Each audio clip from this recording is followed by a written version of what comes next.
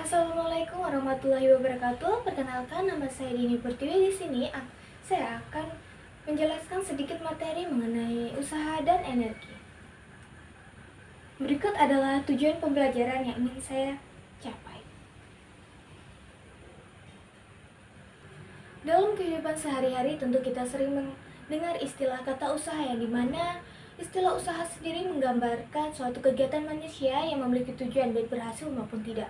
Sebagai contoh, salah satunya terdapat seorang siswa bernama Benny sedang mendorong dinding. Hal tersebut tidak terjadi perpindahan karena dinding tetap berada di posisinya. Kasus berikutnya terjadi pada seorang siswa lainnya yang bernama Bayu, yang dimana Bayu mendorong meja dari posisi sehingga berpindah dari posisi A ke posisi B. Hal yang dilakukan Bayu termasuk usaha karena Bayu dapat berhasil memindahkan meja dari posisi A ke posisi B. Jika suatu gaya bekerja pada benda, tetapi benda tidak mengalami perpindahan, maka usaha yang dilakukan sama dengan nol. Dengan kata lain, sebuah gaya dikatakan melakukan usaha apabila gaya tersebut mengalami perpindahan atau benda dapat berpindah tempat. Baik, selanjutnya adalah perhatikan gambar berikut.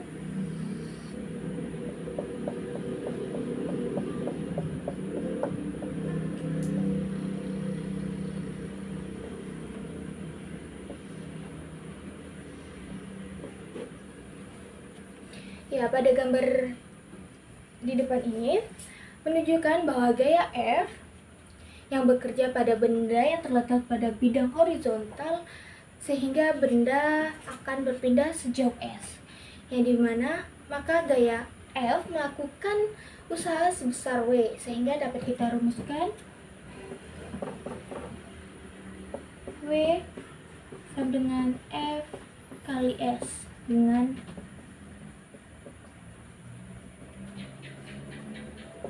W adalah usaha dengan satuan joule,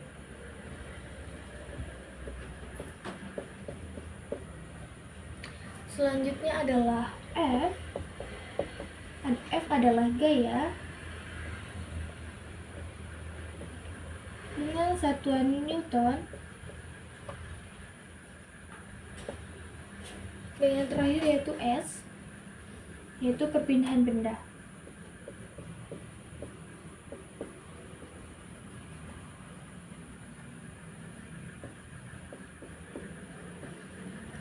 Dengan satuan meter.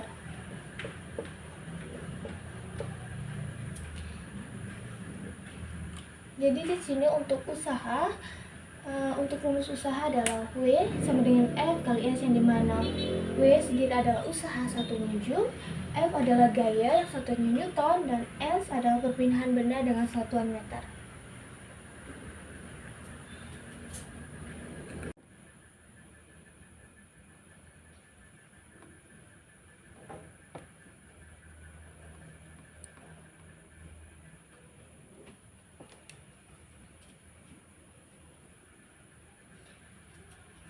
Dari sini dapat kita lihat bahwa suatu usaha sendiri dapat bernilai positif jika arahnya searah dengan arah perpindahan, sedangkan dapat bernilai negatif jika arahnya berlawanan dengan arah perpindahan. Jika ditanya, adakah gaya yang selalu berlawanan arah dengan perpindahannya? Ya, tentu jawabannya iya, ada, yaitu gaya gesek. Dimana gaya gesek adalah contoh gaya yang selalu berlawanan dengan arah gerak benda karena arahnya berlawanan dengan arah perpindahan. Usaha yang dilakukan oleh gaya gesek bernilai negatif.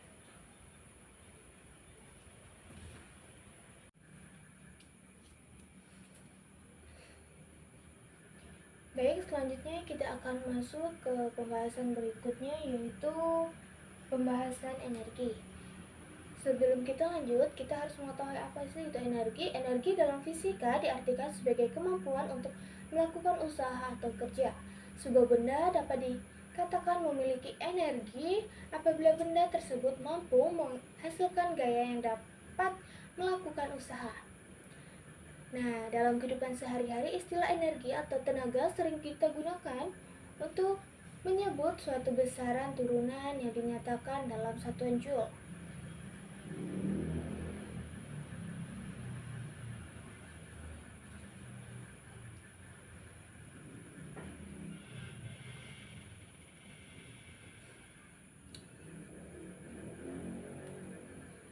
Energi sendiri selalu mengalami perubahan, sehingga setiap materi pasti mengandung dan berhubungan dengan energi. Setiap kali terjadi perubahan pada materi akan selalu disertai dengan perubahan energi. Jika energi yang dimiliki materi sebelum perubahan lebih besar dibandingkan setelah perubahan, maka kelebihan energi tersebut dilepaskan ke lingkungan. Nah, untuk energi sendiri dibagi menjadi 3, yaitu energi kinetik, energi potensial, dan energi mekanik. Untuk lebih jelasnya akan saya jelaskan berikut ini.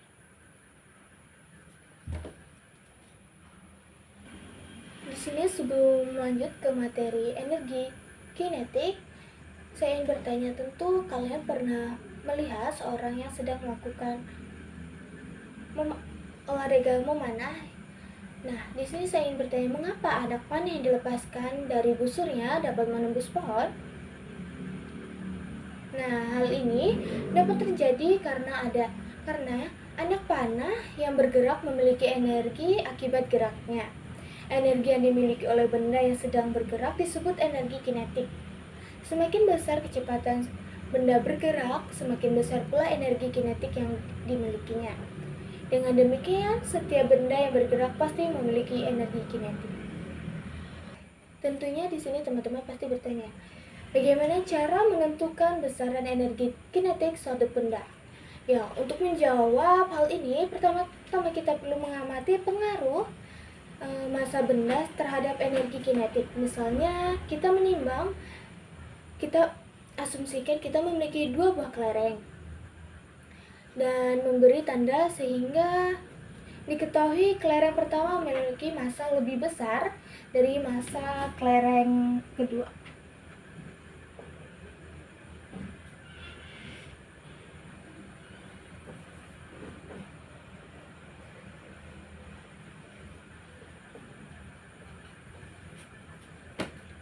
Nah, kemudian kedua kelereng tersebut kita jatuhkan dari ketinggian yang sama ke tanah yang lembek atau basah. Hal ini tentu seperti yang kita bayangkan, hasil pengamatan menunjukkan bahwa bekas yang ditimbulkan oleh kelereng pertama lebih dalam dibandingkan kelereng kedua. Mengapa demikian? Nah, tentu hal ini menunjukkan bahwa semakin besar massa benda, semakin besar juga energi kinetik yang dimilikinya jika keduanya memiliki kecepatan yang sama. Dari 2 kelereng tersebut tentunya akan menghasilkan jejak atau bekas yang ditimbulkan oleh masing-masing kelereng, yang dimana pada kelereng pertama bekas atau jejak yang ditimbulkan akan terlihat lebih dalam dibandingkan kelereng yang kedua yang memiliki beban lebih ringan. Hal ini menunjukkan bahwa benda bermassa lebih besar memiliki energi kinetik yang lebih besar ketika menyentuh tanah, karena energi kinetik bergantung pada massa dan kelajuan benda. Dengan demikian, semakin besar massa benda dengan kelajuan yang sama, semakin besar pula energi kinetik dan semakin besar usaha yang dilakukan oleh benda tersebut. Dari asumsi kelereng tadi dapat kita tuliskan bahwa energi kinetik memiliki rumus umum yang yaitu EK sama dengan 1/2 mv kuadrat, yang dimana EK di sini adalah energi kinetik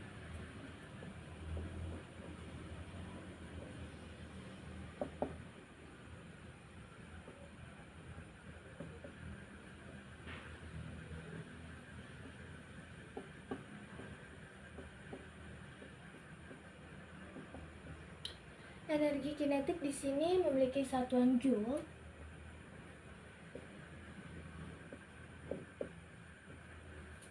Selanjutnya di sini terdapat M, yaitu massa.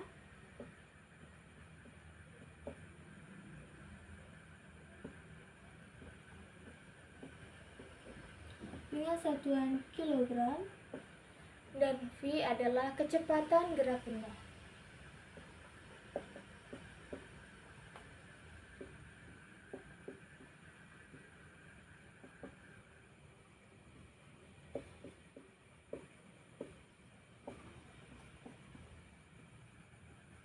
Nah, untuk kecepatan gerak benda di sini untuk satuannya adalah meter per sekon.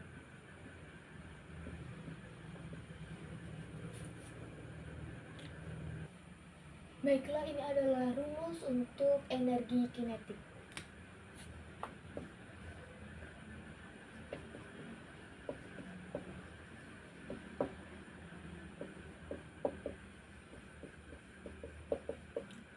Untuk selanjutnya yaitu energi potensial. Yang dimana energi potensial adalah energi benda karena kedudukannya. Energi potensial merupakan energi yang masih tersembunyi pada benda sehingga mempunyai potensial untuk melakukan usaha. Besarnya energi potensial bergantung pada massa dan ketinggiannya. Ada dua energi potensial yang berkaitan dengan gerak yang sudah kita pelajari sebelumnya, yaitu energi potensial gravitasi dan energi potensial pegas. Energi potensial gravitasi adalah energi yang dimiliki oleh benda karena kedudukan atau ketinggiannya. Seperti contoh, ketika kita sedang melihat buah kelapa yang ada di atas pohon dan buah tersebut jatuh.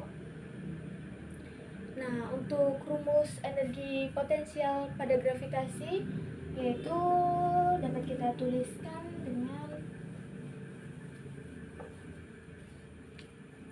EP atau energi potensial sama dengan massa kali gravitasi kali ketinggian.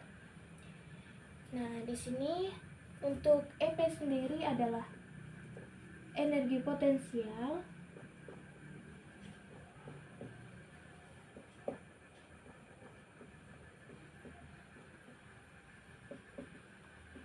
dengan satuan joule.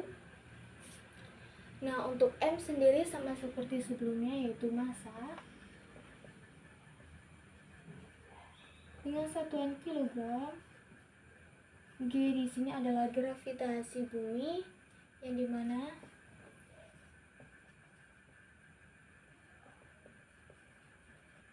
dengan satuan meter per sekon kuadrat. Dan untuk H adalah ketinggian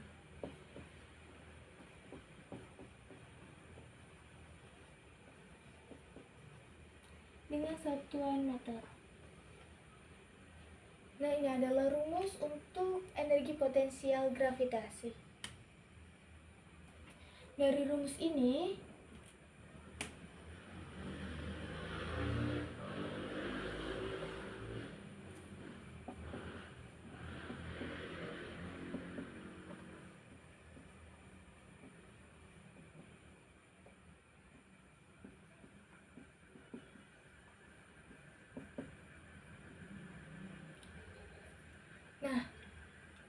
dari rumus ini dapat kita simpulkan bahwa semakin tinggi letak suatu benda, maka semakin besar pula energi potensial gravitasi yang terkandung pada benda tersebut. Nah, untuk selanjutnya adalah bentuk energi potensial yang kedua, yaitu energi potensial elastis. Di mana energi potensial elastis pegas adalah energi yang tersimpan di dalam benda elastis karena adanya gaya tekan dan gaya renggang yang bekerja pada benda tersebut. Contohnya pada energi potensial ini menunjukkan pada sebuah pair atau slinky. Untuk rumus sebelumnya kita juga telah mempelajari sifat elastis pada pegas dan telah mengetahui bahwa gaya pemulih pada pegas berbanding lurus dengan pertambahan panjangnya. Pegas yang berada di dalam keadaan tertekan atau renggang dikatakan memiliki energi potensial elastis karena pegas tidak berada dalam keadaan posisi setimbang. Oleh karena itu, usaha yang diberikan pada pegas akan tersimpan sebagai energi potensial. Untuk rumus energi potensial pegas sendiri dapat kita tuliskan sebagai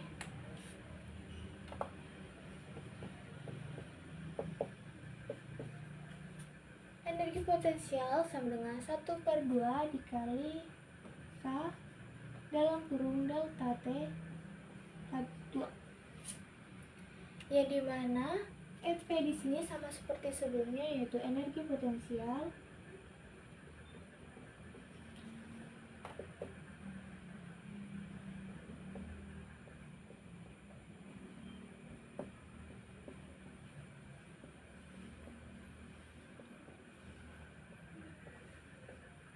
dengan satuan Joule.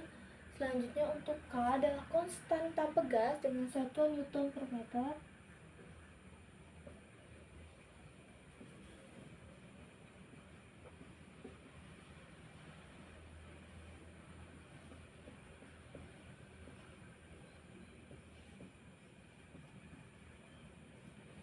Dan untuk delta T di sini adalah perubahan panjang pegas.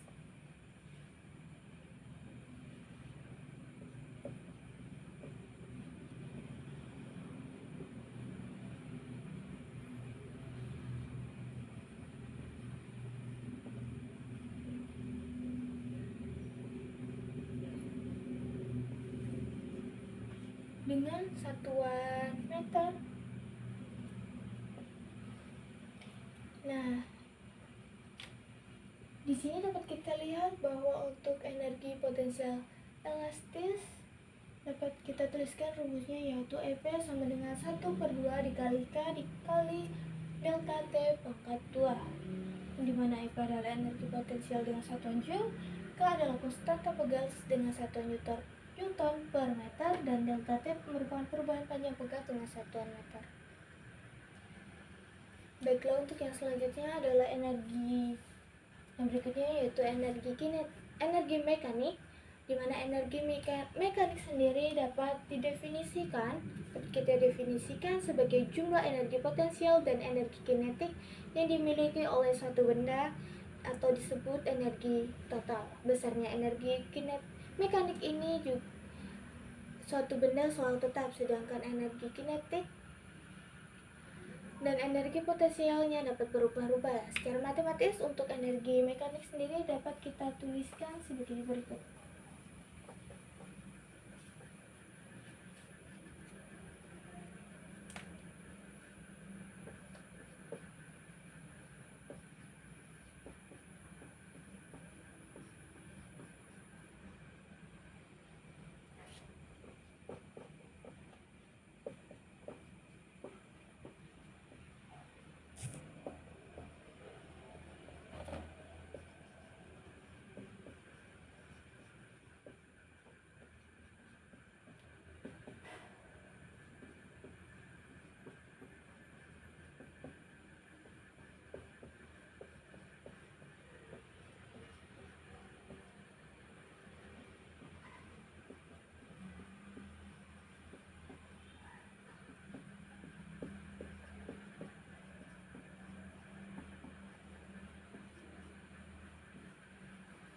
Nah, ini adalah rumus energi mekanik, yang dimana M sama dengan EK ditambah EP. Untuk EM sendiri energi mekanik, EK adalah energi kinetik, dan EP adalah energi potensial. Di sini kita telah membahas tentang energi mekanik.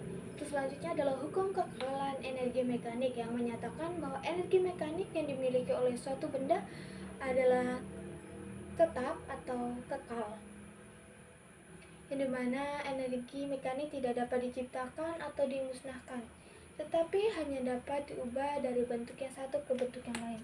Untuk kekekalan mekanik sendiri sama dengan seperti energi mekanik, hanya saja untuk di sini yaitu EM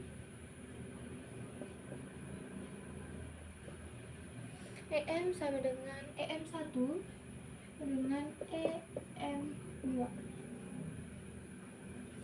Kenapa EM2 di sini? Karena EK ditambah EP yaitu sama dengan EM. Terus selanjutnya yaitu EM di sini kita jabarkan menjadi EK1 tambah EP1 sama dengan EK2 tambah EP2. Selanjutnya dari sini dapat kita jabarkan yaitu untuk EK sendiri adalah 1/2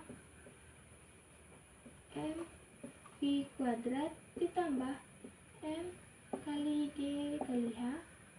Sama seperti sebelumnya, di sini hanya kita beri untuk H di sini ada H1. Terus selanjutnya adalah ini MV1 ya. Untuk ini adalah 1/2 MV2 kuadrat ditambah MG kali H2. Ya, ini adalah rumus untuk hukum kekekalan energi mekanik. Baiklah, jika ditanya apakah ada hubungan usaha dengan energi, tentu dapat dari definisi yang sudah sering kita gunakan, tentu jawabannya ada. Energi adalah kemampuan untuk melakukan usaha. Bagaimana rumusan yang menyatakan hubungan antara usaha dengan energi? Kita telah mengetahui bahwa energi dalam fisika didefinisikan sebagai kemampuan suatu benda atau sistem untuk melakukan usaha. Definisi tersebut bukan sekedar pengertian sederhana, melainkan menunjukkan bahwa antara usaha dan energi terdapat ketertarikan yang sangat erat dan fundamental. Tanpa adanya usaha, energi tidak dapat dimanfaatkan dan bentuk perubahan keadaan suatu benda, dan sebaliknya, tanpa energi usaha mustahil untuk dilakukan.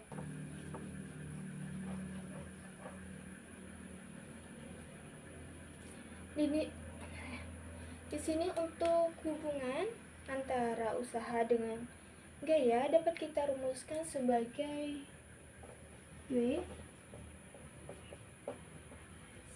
F kali S sama dengan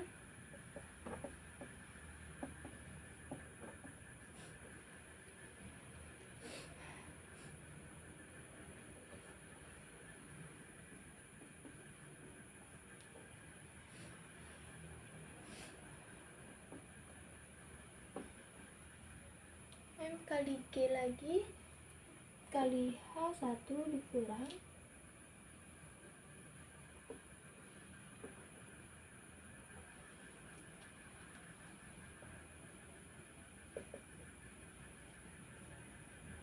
baik. Selanjutnya adalah kita turunkan yaitu menjadi EP1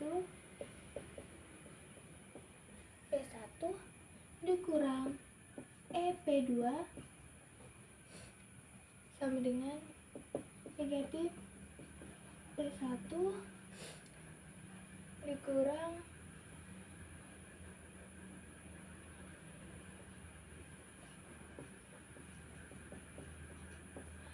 EP2. Maaf, di sini EP2 dikurang EP1 dan sehingga dihasilkan negatif delta EP, sehingga W sama dengan di sini adalah delta P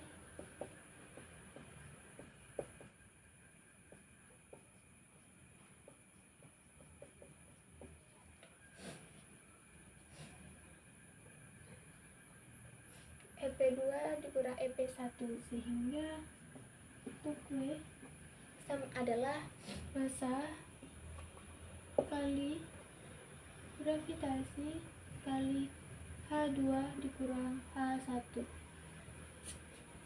Nah, ini adalah hubungan antara usaha dengan energi, yang dimana W sendiri adalah usaha dengan satuan joule. Delta EP di sini adalah perubahan energi potensial dengan satuan joule. EP1 adalah energi potensial awal dan EP2 adalah energi potensial akhir. dengan M adalah massa benda, G adalah percepatan gravitasi dengan satuan meter per second kuadrat, dan H1H2 adalah ketinggian awal dan akhir benda dengan satuan meter. Selanjutnya, di sini kita akan lanjut ke contoh soal. Untuk contoh soal dapat kita lihat di atas dengan soal yang bertuliskan seorang anak menaiki roller coaster pada ia saat berada di ketinggian 100 meter, kecepatan roller coaster adalah 10 meter per sekon kuadrat. Hal ini terlihat seperti pada gambar di bawah.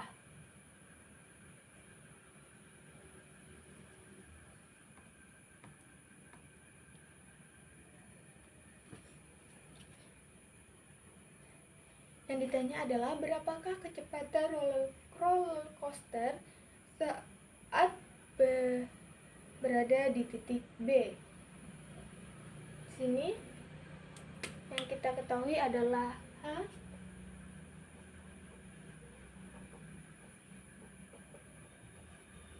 100 meter, selanjutnya adalah H2 50 meter,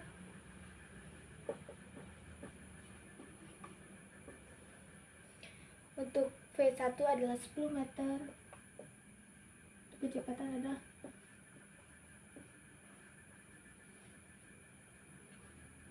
di sini kita menggunakan energi mekanik atau kekekalan energi mekanik, yang dimana tadi sudah kita rumuskan, yaitu didapatlah M G H1 dikali ditambah 1/2 M V1.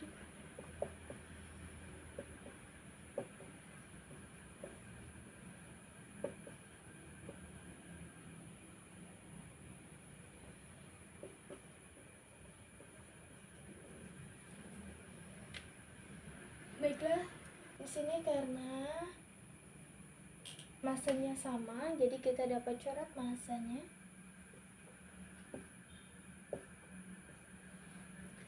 Sehingga tinggal tersisa gravitasi kali H1 seperti rumus di depan.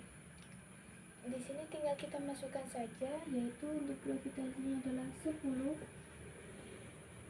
untuk H1-nya adalah 100, ditambah 1/2, untuk V1-nya adalah 10 pangkat 2, gravitasi tadi 10, untuk H2-nya adalah 50, tambah 1/2 V2 kuadrat. Di sini tinggal kita hitung, yaitu ini 1000 ditambah, untuk ini adalah 1/2 kali 1000, maaf kali 100. Jadinya ini adalah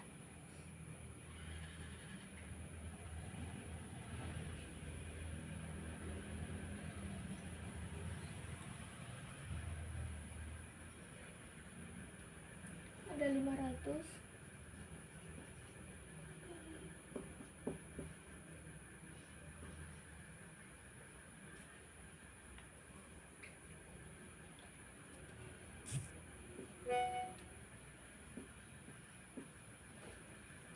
Untuk selanjutnya kita pindahkan 500 menjadi di sisi sebelah kiri.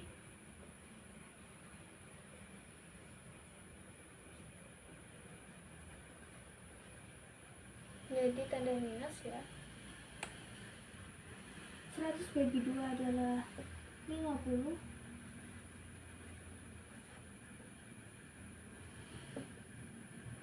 Sama dengan di sini karena tinggal 1/2 V2 kuadrat. 550 1/2 V2 kuadrat. Terus selanjutnya adalah 11.000